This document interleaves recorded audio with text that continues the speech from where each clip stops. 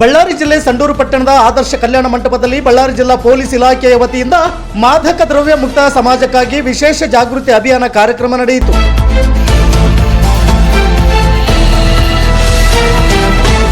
ಬಳ್ಳಾರಿ ಜಿಲ್ಲಾ ಪೊಲೀಸ್ ಅಧೀಕ್ಷಕರಾದ doctor Suman D Pannekar ರವರ ಅಧ್ಯಕ್ಷತೆಯಲ್ಲಿ ನಡೆದ ಈ ವಿಶೇಷ ಕಾರ್ಯಕ್ರಮವನ್ನು ಸಂಡೂರು ವಿಧಾನಸಭಾ ಕ್ಷೇತ್ರದ ಶಾಸಕರಾದ ಅನ್ನಪೂರ್ಣ ಇ ತುಕಾರಾಮ್ ರವರು ಉದ್ಘಾಟಿಸಿದರು.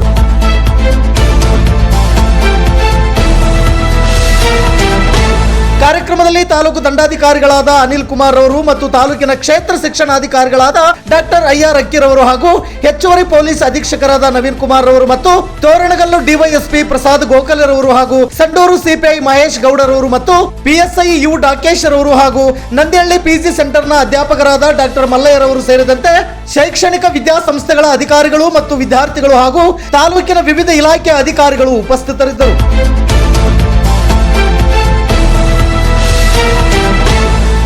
ನಿತ್ಯ ನಿರಂತರ ಸುದ್ದಿಗಾಗಿ ಗರುಡ ನ್ಯೂಸ್ ವೀಕ್ಷಿಸಿ. ಸುದ್ದಿ ನಿಮ್ಮದು, ಸದ್ದು ನಮ್ಮದು.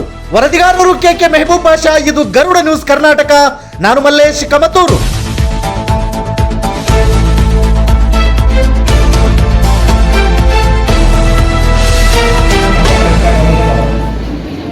ನಾನು ಇಂದು ಪ್ರತಿಜ್ಞೆ ಮಾಡುತ್ತೇನೆ, ನಾನು ಯಾವ ಸಂದರ್ಭದಲ್ಲೂ ಮಾದಕ ವಸ್ತುಗಳನ್ನು ಬಳಸುವುದಿಲ್ಲ. ನನ್ನ ಆರೋಗ್ಯ, ಭವಿಷ್ಯ ಮತ್ತು ಕುಟುಂಬವನ್ನು ನಾನು ರಕ್ಷಿಸುತ್ತೇನೆ. ನಾನು ಬದಲಾವಣೆಯ ದೂತನಾಗಿರುತ್ತೇನೆ ಮತ್ತು ಮಾದಕ ವಸ್ತುಗಳ ವಿರುದ್ಧವಾದ ಜೀವನವನ್ನು ಆಯ್ಕೆ ಮಾಡುತ್ತೇನೆ. ಇವತ್ತು ಇಡೀ ನಾವು ಸಂಡೂರು ತಾಲೂಕಿನಾದ್ಯಂತ ಹೆಚ್ಚು ಕಾಳಜಿ ಇಟ್ಕೊಂಡು ನಾವಿಬ್ಬರು ಚರ್ಚೆ ಮಾಡ್ತಾ ಇರ್ತೀವಿ. ಇವತ್ತು ಇಡೀ ಮನುಕುಲವನ್ನು ಮತ್ತು ವಿಶೇಷವಾಗಿ ನಮ್ಮ ದೇಶದ ಭವಿಷ್ಯ ಆಗಿರ್ತಕ್ಕಂಥ ಯುವ ಜನತೆಯನ್ನು ಒಂದು ಪಿಡುಗಾಗಿ ಇವತ್ತು ಸಾಮಾಜಿಕವಾದಂಥ ಒಂದು ಪಿಡುಗು ಅಂತಂದರೆ ಮಾದಕ ದ್ರವ್ಯ ಅಂತಕ್ಕಂಥದ್ದು. ಈ ಮಾದಕ ದ್ರವ್ಯ ಅಂತಕ್ಕಂಥದ್ದು ಸುಮಾರು ನಮಗೆ ಸಾಕಷ್ಟು ಹಾನಿಯನ್ನು ಉಂಟು ಮಾಡತಕ್ಕಂಥದ್ದು ಮತ್ತು ನಮ್ಮ ಈ ಒಂದು ಕರ್ನಾಟಕದ ನಮ್ಮ ಯುವ ಜನತೆಯನ್ನು ನಾವು ಇದರಿಂದ ರಕ್ಷಣೆ ಮಾಡಬೇಕು ಮತ್ತು ಅವರಿಗೆ ಇದ್ರ ಬಗ್ಗೆ ಬೇಕಾದಂಥ ಎಲ್ಲ ಮಾಹಿತಿಯನ್ನು ಕೊಡಬೇಕು ಮತ್ತು ಅವರಿಗೆ ಜಾಗೃತಿಯನ್ನು ಉಂಟು ಮಾಡಬೇಕು ಅಂತಕ್ಕಂಥ ನಿಟ್ಟಿನಲ್ಲಿ ಇವತ್ತು ಕರ್ನಾಟಕ ರಾಜ್ಯ ಸರ್ಕಾರ ಎಲ್ಲ ತಾಲೂಕು ಪ್ರದೇಶಗಳಲ್ಲಿ ಮತ್ತು ವಿಶೇಷವಾಗಿ ಶಾಲಾ ಮಕ್ಕಳಿಗೆ ಇದ್ರ ಬಗ್ಗೆ ತಿಳುವಳಿಕೆ ಮೂಡಿಸ್ತಕ್ಕಂಥ ಒಂದು ಕಾರ್ಯಕ್ರಮವನ್ನು ಇವತ್ತು ರಾಜ್ಯಾದ್ಯಂತ ಮಾಡ್ತಕ್ಕಂಥದ್ದು. ನೀವೆಲ್ಲರೂ ನೋಡಿರ್ಬೋದು, ಬಹುಶಃ ನಮ್ಮ ಸಂಡೂರಿನಲ್ಲಿ ಇದರ ಒಂದು ಹಾವಳಿ ಕಡಿಮೆ. ಯಾಕಂದ್ರೆ ನಮ್ಮಲ್ಲಿ ಒಂದು ಸುವ್ಯವಸ್ಥಿತವಾದ ಪೊಲೀಸ್ ವ್ಯವಸ್ಥೆ ಇರೋದ್ರಿಂದ ನಮ್ಮಲ್ಲಿ ಇದರ ಒಂದು ಸಂಖ್ಯೆ ಕಡಿಮೆ ಅಂತೇಳಿ ನಾನು ಬಹಳ ಹೆಮ್ಮೆಯಿಂದ ಹೇಳೋದಕ್ಕೆ ಬಯಸ್ತೀನಿ. ಆದರೂ ಕೂಡ ಬೇರೆ ಕಡೆಗೆ ಎಲ್ಲ ಮತ್ತೆ ಶಾಲಾ ಕಾಲೇಜುಗಳಲ್ಲಿ ಕೂಡ ನಾವು ಸಾಕಷ್ಟು ಇದ್ರ ಬಗ್ಗೆ ಕೇಳಿರ್ತೀವಿ. ಆಮೇಲೆ ಮುಖ್ಯವಾಗಿ ಯುವ ಸಮೂಹ ಇದಕ್ಕೆ ಬೇಗ ಆಕರ್ಷಣೆಯನ್ನು ಆಗ್ತಕ್ಕಂಥದ್ದು ಮತ್ತೆ ಇವರ ಒಂದು ವ್ಯವಸ್ಥಿತವಾದ ಜಾಗಕ್ಕೆ ಬಲಿ ಆಗ್ತಕ್ಕಂಥದ್ದು ಇವತ್ತು ನಮ್ಮ ಎಲ್ಲರ ಗಮನಕ್ಕೆ ಬಂದಿರತಕ್ಕಂಥ ವಿಷಯ. ಸಾಮಾನ್ಯವಾಗಿ ಯಾರು ಮಕ್ಕಳು ಸ್ವಲ್ಪ ಮಾನಸಿಕ ದುರ್ಬಲತೆಯನ್ನು ಹೊಂದಿರ್ತಾರೆ ಅವರನ್ನೇ ಗುರಿ ಹಾಕಿಕೊಂಡು ಈ ಡ್ರಗ್ಸ್ ಪೆಡ್ಲರ್ಗಳು ಕೆಲಸ ಮಾಡ್ತಕ್ಕಂಥದ್ದು. ಇಲ್ಲಿ ಎಲ್ಲ ನಮ್ಮದೇ ಕೂಡ ಒಬ್ಬ ಪೆಡ್ಲರ್ ಇರ್ಬೋದು ಅಂತ ಹೇಳಿ ನನ್ನ ಅನಿಸಿಕೆ. ಯಾಕಂದ್ರೆ ಅವರು ಯಾವುದೇ ರೀತಿಯಾದ ಹೀಗೆ ಹೊರಗಡೆ ಬರದೆ ತಮ್ಮನ್ನು ತಾವು ತೋರಿಸ್ಕೊಳ್ಳದೆ ನಿಮ್ಮ ಮಧ್ಯೆನೇ ಇದ್ದು ನಿಮ್ಮನ್ನೇ ಈ ವಿಷಚಾರಕ್ಕೆ ಹಂತವಾಗಿ ನಿಮ್ಮನ್ನ ತಗೊಂಡೋಗ್ತಕ್ಕಂಥ ಒಂದು ಕೆಲಸವನ್ನು ಮಾಡ್ತಾ ಇರ್ತಾರೆ. ಇವತ್ತು ನಮ್ಮ ಸಂಡೂರು ತಾಲೂಕಿನಲ್ಲಿ ನಾನು ಸಾಕಷ್ಟು ಶಾಲೆಗಳಲ್ಲಿ ಮತ್ತು ಕಾಲೇಜುಗಳಲ್ಲಿ ಇದ್ರ ಬಗ್ಗೆ ನಾವು ಆಗ ಪೊಲೀಸ್ ಇಲಾಖೆ ಸಹಾಯದಿಂದ ಸಾಕಷ್ಟು ಕಾರ್ಯಕ್ರಮಗಳನ್ನು ಮಾಡಿರ್ತಕ್ಕಂಥದ್ದು ಮತ್ತು ಆ ಥರದ ಪೆಡ್ಲರ್ಗಳನ್ನು ನಮ್ಮ ಪೊಲೀಸ್ ಇಲಾಖೆ ಆಗಲೇ ಅವ್ರನ್ನ ಬಂಧಿಸಿ ಮತ್ತು ಅವರಿಗೆ ಶಿಕ್ಷೆ ಪ್ರಮಾಣವನ್ನು ಕೂಡ ಕೊಟ್ಟಿರ್ತಕ್ಕಂಥದ್ದು. ನಾನು ಮುಖ್ಯವಾಗಿ ನನ್ನ ಎಲ್ಲ ಯುವ ಜನತೆಗೆ ಮತ್ತು ನನ್ನ ಮಕ್ಕಳಿಗೆ ಇಲ್ಲಿ ನಾನು ವಿಧಾನಸಭಾ ಕ್ಷೇತ್ರದ ಒಬ್ಬ ಶಾಸಕಿಯಾಗಲ್ಲ, ಈ ಎಲ್ಲ ಮಕ್ಕಳ ಒಬ್ಬ ತಾಯಿಯಾಗಿ ಇಲ್ಲಿ ಜವಾಬ್ದಾರಿಯಾಗಿ ನಾನು ಮಾತು ಹೇಳೋದಕ್ಕೆ ಬಯಸ್ತೀನಿ. ಇವತ್ತೆಲ್ಲ ನಿಮ್ಮ ತಂದೆ ತಾಯಿಯವರ ಒಂದು ಆಸೆ ಕೂಸುಗಳಾಗಿ, ಅವರ ಕನಸಿನ ಕೂಸುಗಳಾಗಿ ನೀವು ಇವತ್ತು ಕಾಲೇಜು ಅಥವಾ ಶಾಲೆ ಮೆಟ್ಲಾಗ್ತಿದ್ದೀರಿ. ಇಲ್ಲಿ ಯಾರು ಶ್ರೀಮಂತರ ಮಕ್ಕಳಿಲ್ಲ ಸಂಡೂರು ತಾಲೂಕಿನಲ್ಲಿ.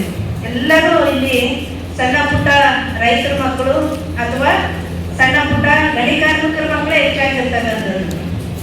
ಇವತ್ತು ಇಲ್ಲಿ ಗಣಿ ಕಾರ್ಮಿಕರು ಅಥವಾ ಗಣಿ ಮಾಲೀಕರ ಮಕ್ಕಳು ಎಲ್ಲರೂ ವಿದೇಶಗಳಲ್ಲಿ ಓದ್ತಿರ್ಬೋದು, ನಗರ ಪ್ರದೇಶಗಳಲ್ಲಿ ಓದ್ತಿರ್ಬೋದು. ಆದ್ರೆ ಇಲ್ಲಿ ನೀವು ಏನಿದ್ದೀರಿ, ನಾವು ಮಧ್ಯಮ ವರ್ಗದ ಕುಟುಂಬದಿಂದ ಬಂದಂಥವ್ರು, ಬಡ ವರ್ಗದ ಕುಟುಂಬದಿಂದ ಬಂದಂಥವ್ರು, ನಾವು ಅತ್ಯಂತ ಜಾಗರೂಕರಾಗಿ ನಮ್ಮ ಒಂದು ಕುಟುಂಬದ ಕನಸುಗಳನ್ನು ಈಡೇರಿಸೋದಕ್ಕೋಸ್ಕರ ಬಂದಿದ್ದೀವಿ. ನಮ್ಮ ತಂದೆ ತಾಯಿಯ ಕನಸುಗಳನ್ನು ನನಸು ಮಾಡೋದಕ್ಕೆ ಬಂದಿದ್ದೀವಿ ಅಂತಕ್ಕಂಥ ಒಂದು ಜವಾಬ್ದಾರಿ ನಿಮ್ಮ ಮೇಲಿದೆ ಅಂತೇಳಿ ನಾನು ಹೇಳೋದು ಬಯಸ್ತೀನಿ.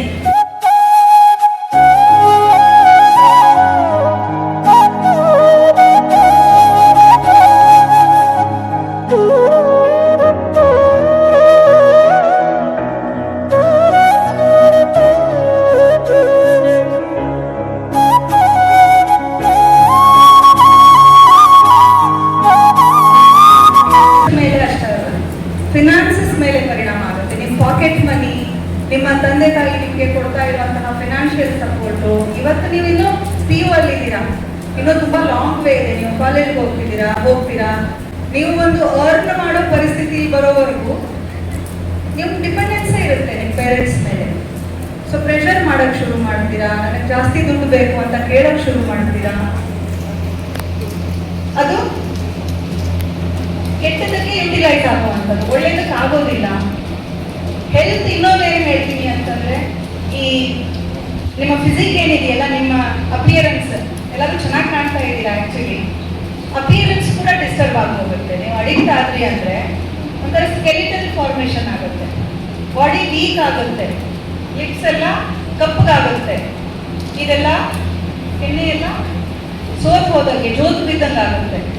ಈ ಬಕಲ್ ಕ್ಯಾವಿಟಿ ಎಲ್ಲ ಇರುತ್ತಲ್ಲ ಕಡಿಮೆ ಆಗುತ್ತೆ, ಲಾಸ್ ಆಗುತ್ತೆ. ಕಣ್ಣು ಒಳಗಡೆ ಗುಳಿ ಬಿದ್ದಂಗೆ ಅಂತ ಹೇಳ್ತಾರೆ, ಕಣ್ಣು ಒಳಗಡೆ ಹೋಗುತ್ತೆ. ಸೊ ಬೇಸಿಕಲಿ ನಿಮ್ಮ ಅಪಿಯರೆನ್ಸ್ ಲಾಸ್ ಆಗುತ್ತೆ. ಈಗ ಗೊತ್ತಾಗಲ್ಲ, ಅದು with time, with addiction disturb ಆಗ್ತಾ ಹೋಗುವಂಥದ್ದು.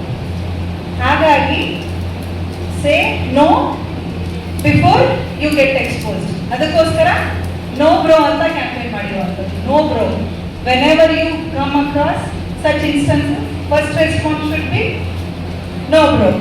ಹೌದಾ? No bro. ಇದು ನಿಮಗೆ ಗೊತ್ತಾಗ್ಲಿಕ್ಕಿಲ್ಲ ಯಾಕೆ ಅಂತ, ಬಟ್ ನೋ ಬ್ರೋ ಅಷ್ಟೇ. ಮೈಂಡ್ ಅಪ್ಲೈ ಮಾಡೋದು ಬೇಡ, ನೋ ಬ್ರೋ ಅಷ್ಟೇ.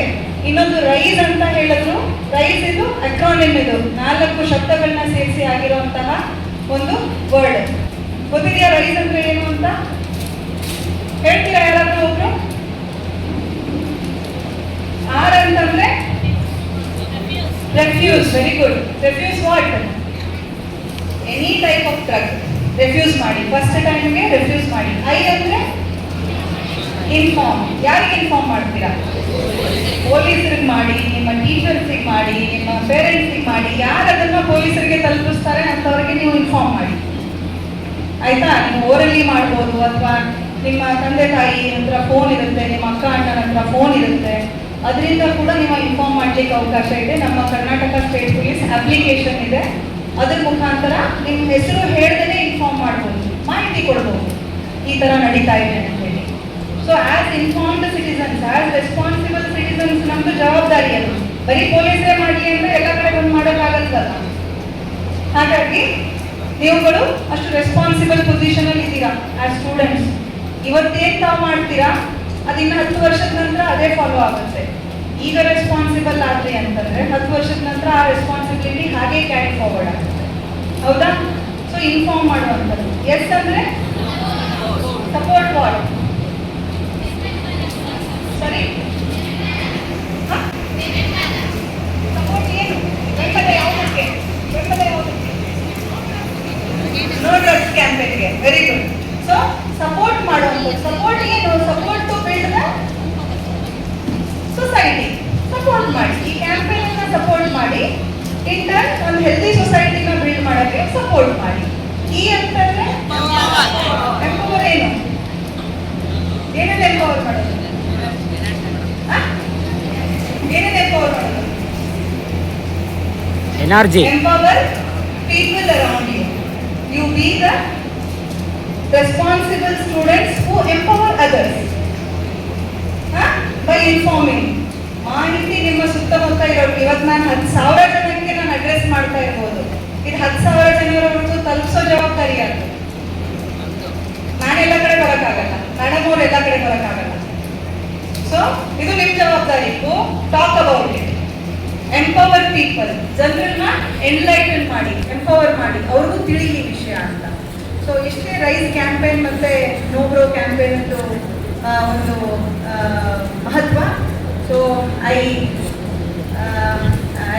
ಟೇಕ್ ಟು ಅಂಡರ್ಸ್ಟ್ಯಾಂಡ್ ದಟ್ ಇವತ್ತಿನ ಕಾರ್ಯಕ್ರಮ ಮಕ್ಕಳಿಗೆ ಒಂದು ತಲೆಯಲ್ಲಿ ಒಂದು ಆಲೋಚನೆ ಬಂದಿದೆ, ನಾಳೆ ದಿನ ಇಂಥ ವಿಷಯಗಳಿಗೆ ತಾವು ಯಾವತ್ತೂ ಇದರಿಂದ ದೂರ ಇರ್ತೀರಾ, ನಿಮ್ಮ ಒಂದು ಲೈಫನ್ನ ತುಂಬ ಚೆನ್ನಾಗಿ ತಾವು ಕಟ್ಕೊಳ್ತೀರಾ, ಇನ್ ಟರ್ನ್ ಒಂದು ಸಮಾಜ, ಒಳ್ಳೆ ಸಮಾಜ ಆಗೋದಕ್ಕೆ ನೀವೆಲ್ಲ ಸ್ಟ್ರೈವ್ ಮಾಡ್ತೀರಾ ಅಂತ ಹೇಳ್ತಾ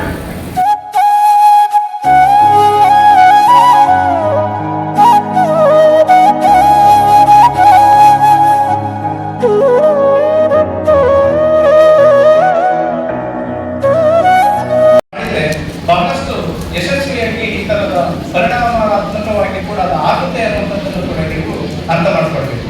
ಮತ್ತೆ ಇನ್ನೊಂದು ಅಂಶ ಏನ್ ಹೇಳ್ತಾ ಇದ್ರೆ, ಸಾಮಾನ್ಯವಾಗಿ ಇರುವಂತಹ ಕಡೆಯ ಮಕ್ಕಳನ್ನು ಶಾಲೆಗೆ ಅಥವಾ ಕಾಲೇಜಿಗೆ ಕಳಿಸ್ತಾರೆ. ಅಂತ ಸಂದರ್ಭದಲ್ಲಿ ನಾವು ಟೀಚರ್ ಆಗಿರುವಂತವರು ಅವರನ್ನು ಗಮನಿಸ್ತಾ ಇರಬೇಕು.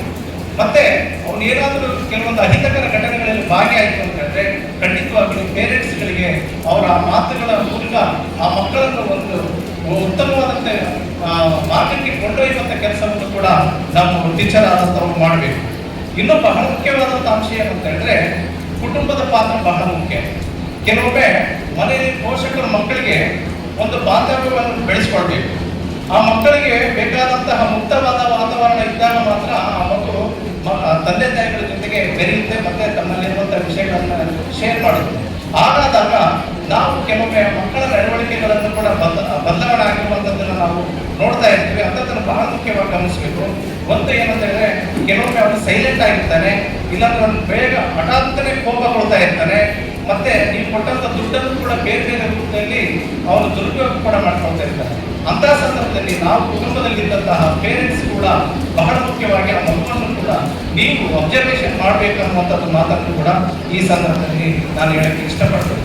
ಇನ್ನೊಂದು ಶಿಕ್ಷಣ ಸಂಸ್ಥೆಗಳಲ್ಲಿ ಈ ಆಂಟಿ ಡ್ರಗ್ ಸ್ಕ್ವಾಡ್ ಅಥವಾ ಸಮಿತಿಗಳನ್ನು ರಚನೆ ಮಾಡಿಬಿಟ್ಟು ಕಾಲೇಜುಗಳಲ್ಲಿ ವಿದ್ಯಾರ್ಥಿಗಳ ಮಧ್ಯದಲ್ಲಿ ಕೂಡ ಅಬ್ಸರ್ವೇಷನ್ ಮಾಡುವಂತಹ ಕೆಲಸವನ್ನು ಟೀಚರ್ಸ್ ಮಾಡಬೇಕನ್ನುವಂಥದ್ದು ಕೂಡ ಈ ಮಾತನ್ನು ಕೂಡ ನೀವು ಅರ್ಥ ಮಾಡ್ಕೊಳ್ಬೇಕು.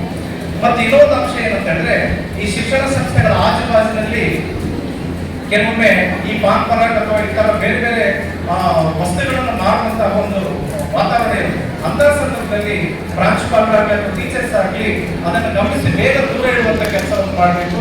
ಇಲ್ಲಾಂದ್ರೆ ಪೊಲೀಸ್ ಇಲಾಖೆಯಲ್ಲಿ ಕೂಡ ಆ ವಿಷಯವನ್ನು ಕಂಪ್ಲೇಂಟ್ ಮಾಡುವುದರ ಮೂಲಕ ಅಲ್ಲಿರುವಂತಹ ವಾತಾವರಣವನ್ನು ಕೂಡ ತಿಳಿಗೊಳಿಸಬೇಕಾದಂತ ಒಂದು ನಿಟ್ಟಿನಲ್ಲಿ ಕೂಡ ನೀವು ಭಾಗವಹಿಸಬೇಕು. ಸೊ ಹೀಗಾಗಿ ನನಗೆ ಕೊಟ್ಟಿರುವಂತಹ 5 ನಿಮಿಷದಲ್ಲಿ ಮಾತನ್ನು ಮುಗಿಸಬೇಕಾಗಿದೆ. ಹಾಗಾಗಿ ಕೊನೆಯದಾಗಿ ನಾನು ಮಾತು ಹೇಳೋದು ಇಷ್ಟೇ, ನೀವು ಸಮಾಜದಲ್ಲಿ ಒಂದು ಮಾದಕ ಮುಕ್ತ ಸಮಾಜ ಅನ್ನುವಂತಹ ಹಿನ್ನೆಲೆಯಲ್ಲಿ ಕೇವಲ ಒಂದು ಕಾನೂನಿನಿಂದ ಮಾತ್ರ ನಾವು ಎಲ್ಲದನ್ನು ನಾವು ಮಾಡ್ತೇವೆ ಅನ್ನುವಂಥದ್ದು ಮುಖ್ಯ ಅಲ್ಲ. ನಾವು ಇವತ್ತಿನ ದಿನದಿಂದಲೇ ನಾವು ಸಂಕಲ್ಪ ಮಾಡಬೇಕು. ಏನಂತ ಹೇಳಿದ್ರೆ, ನಾವು ನಮ್ಮ ಭವಿಷ್ಯವನ್ನು ರೂಪಿಸಿಕೊಳ್ಬೇಕಾದಾಗ ಇಂಥ ಮಾದಕ ವ್ಯಸನಗಳಿಂದ ನಾವು ದೂರ ಇರ್ತೇವೆ. ಮತ್ತೆ ನಾವು ಈ ಸಮಾಜದಲ್ಲಿ ಒಂದು ಉನ್ನತವಾದ ಸ್ಥಾನದಲ್ಲಿ ಮತ್ತು ಸಮಾಜಮುಖಿಯಾದಂತಹ ಚಟುವಟಿಕೆಗಳಿಂದ ನಾವು ತೊಡಗಿಕೊಳ್ಳುತ್ತೇವೆ ಅನ್ನುವಂತಹ ಮಾತುಗಳನ್ನ ನಿಮ್ಮಲ್ಲೇ ಕೂಡ ಒಂದು ಆರೋಗ್ಯಕರವಾದಂತಹ ಒಂದು ಭಾಷಾ ಶೈಲಿಯನ್ನ ಜೀವನ ಶೈಲಿಯನ್ನಾಗಿ ಮಾಡಿಕೊಳ್ಬೇಕು ಅನ್ನುವಂಥ ಮಾತಾಡ್ತಾ ಈ ಸಮಾಜದಲ್ಲಿ ಒಂದು ಸ್ವಾಸ್ಥ್ಯ ಬದುಕನ್ನು ನೀವು ಕಟ್ಟಿಕೊಳ್ಳ್ರಿ ಅಂತ ಹೇಳ್ತಾ